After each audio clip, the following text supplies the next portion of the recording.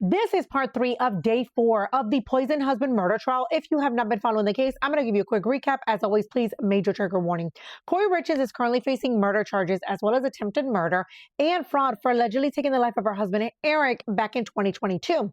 According to the state, she was overextending herself. She owed over $4 million in loans. She was purchasing a new property, coincidentally closing on it the day that he passed, that was going to put her even more in debt. She was over $4 million in debt and was bouncing checks left and right. And well, if she divorced her husband due to signing a prenup, she wouldn't get as much money as she wanted to start a fresh life. But if he passed, she'd get over $2 million in life insurances, as well as the property and the business that he owned. Now, the defense is stating that's not true. In fact, she already knew that his sister was assigned to manage his trust in case anything happened. And well, he was an investor in her business. So if she suffered, he suffered. However, the reason that they are currently on trial is because his family has been insistent on blaming someone who does not believe that he died due to an overdose. Let's get into the next witness. We are talking to Carmen Lauber.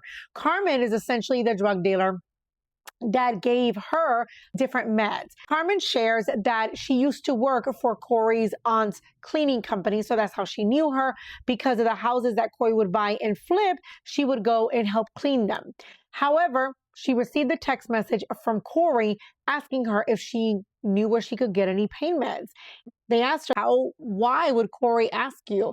And she shares that she was at one point an addict. Corey knew that. And at the time that she was working, she was essentially in a drug program where she had to go get tested. She had to attend meetings and she was really working on becoming sober. So of course, she had not been sober 100%. So she still was in contact with people that essentially she shouldn't have been in contact with.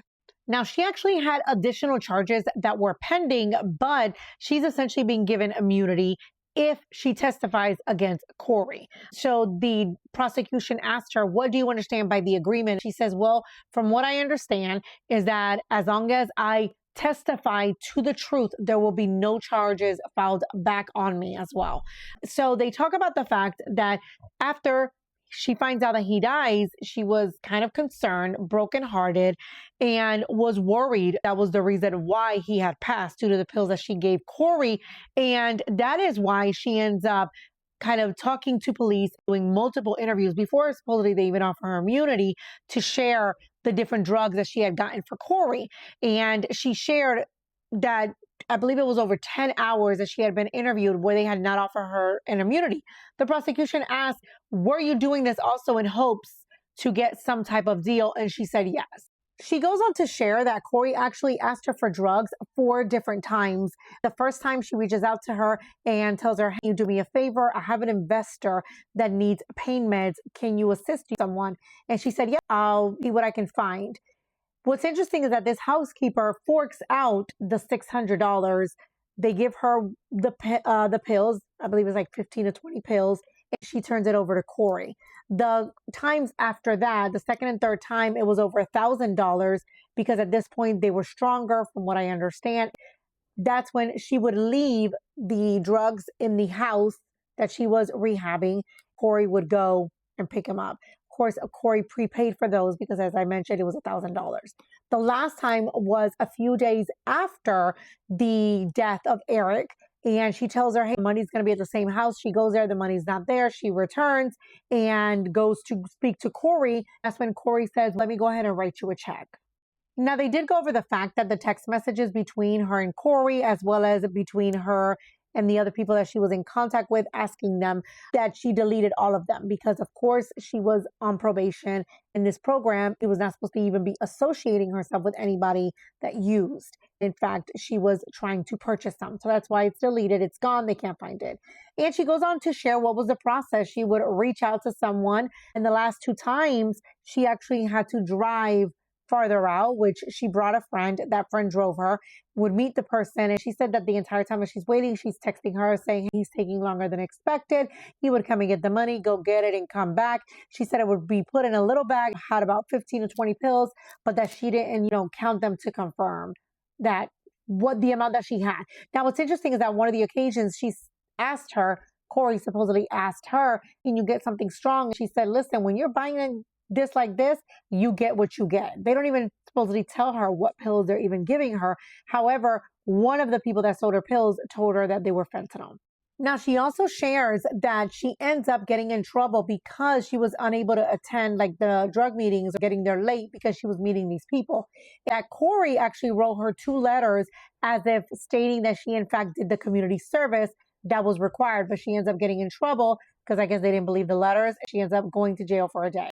Now, the check was for $1,300. So they go ahead and they show the check and they show that in the memo, it says a construction clean for Midway. That was the house that she was rehabbing. And they asked her, did she owe you any money for Midway? She said no. Did she owe you any money for any type of construction cleaning? No, not at all. In fact, I've never gotten paid $1,300 for a cleaning. Now, I find it interesting that they bring up the fact that her account was at a negative. So as she goes to deposit the check, they kept 300 of it and gave her $1,000. Now I'm thinking to myself, just my opinion here, if she was struggling financially, if she was already at a negative $300, how would she front $600 for the first time Corey asked her to purchase drugs?